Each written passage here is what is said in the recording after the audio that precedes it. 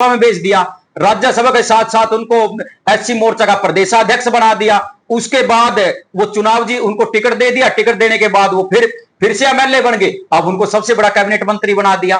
तो जो हरियाणा सरकार है वो तो दलितों के हित में है, उनको जितना काम डीएससी के लिए भी किया उससे ज्यादा तो उन्होंने ओएससी के लिए काम किया है, डीएससी से ज्यादा ओएससी के लिए काम किया है। अगर आज तक के आंकड़े उठा करके देख ले, अलग अलग कोई भी जाति को आप उठा करके देख लो, सबसे ज्यादा हरियाणा सरकार में अगर किसी के लड़के लगे हैं तो ओएससी समाज के लगे हैं, देख लो आप लोग। कृष्ण पवार जी का भी पुतला है जो, देखिए कृष्ण कुमार जी का, कृष्ण कुमार जी का तो सिर्फ और सिर्फ एक ओढ़ लेने के लिए है, ये दिखाने के लिए है कि ये लोग भारतीय जनता पार्टी के जितने दलित नेता हैं उनका विरोध कर रहे हैं। देखिए मायावती जी हैं, वो हमारी बहन है, वो ओएससी समाज की लीडर है। अगर हम बार बार जाकर के बिना उनकी कोई गलती किए उनका पुतला फूकेंगे तो उनके साथ जिन लोगों की आस्था जुड़ी हुई है उनको बुरा लगेगा ना। आज तक ओएससी समाज के किसी आदमी का कोई भी पर्सनल काम मायावती जी ने नहीं किया। आज तक हरियाणा के जो अपने आप को ओएससी समाज के जो नेता कहते हैं, अशोक तंवर ने क्या किया है समाज के लिए, कुमारी शैलजा ने क्या किया है समाज के लिए, गीता भुक्कल ने क्या किया है समाज के लिए। अगर पूरे अनुसूचित जाति के लिए किसी नेता ने आज तक काम किया है वो माननीय कृष्ण बेदी जी हैं। 4 महापुरुष हैं दलितों के, बाबा साहब बी आर अंबेडकर जी, भगवान वाल्मीकि जी, संत शिरोमणि गुरु रविदास जी और कबीर साहब जी, सबकी जयंती सरकारी खर्चे पर मनवाने का काम किसने किया? माननीय कृष्ण बेदी जी ने किया।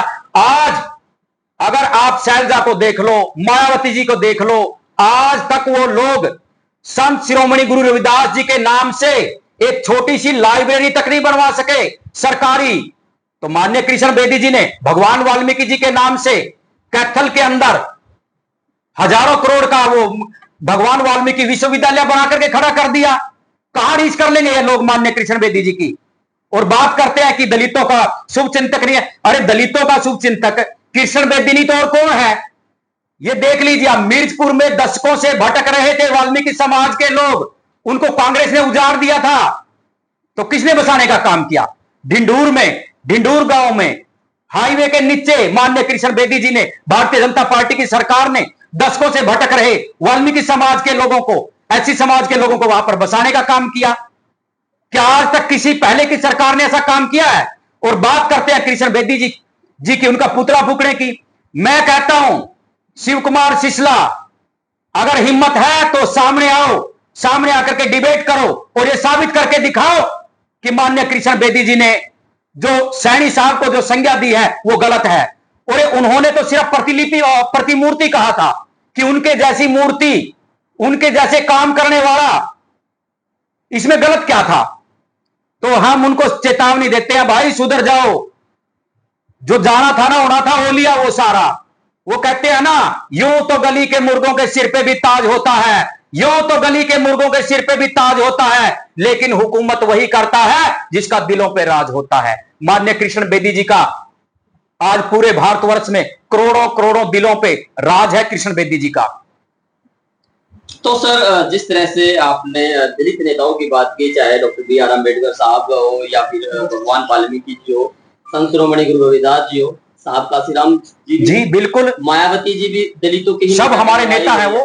अब आप तो कह रहे हैं कि ये किसी एक तथाकथित पार्टी या उस समाज के कुछ लोग हैं, कुछ लोग आप खुद कह रहे हैं, तो अभी माहौल ऐसा नहीं बनता जा रहा है कि डीएससी ओएससी जो है वो दोनों में इतना कॉन्ट्रडिक्शन बढ़ गया है कि आमने सामने अब इस भाईचारे, मैं आपके मेरा क्वेश्चन पूरा जी, तो इस भाईचारे को बनाने के लिए ओएससी और डीएससी जो बुद्धिजीवी जो लोग हैं वो किस लेवल पे कार्य कर रहे हैं कि हमारे बीच में ऐसा कुछ नहीं है, कुछ लोग हैं, अब उनको कैसे है जो एक्सपोज किया जाए, उसके लिए क्या कर रहा है? देखिए बहुत से लोग ऐसे हैं जो ओएससी समाज के हैं, अदर शेड्यूल कास्ट के जो लोग हैं, और हम भी उनसे भिन्न नहीं हैं, हम उनसे अलग नहीं हैं। अरे सिर्फ एक ही लड़ाई तो है जो हमने अलग अलग लड़ी, बाकी 100 में से एक लड़ाई लगा लो, 99 लड़ाई हम सबकी इकट्ठी है, सारी की सारी इकट्ठी है।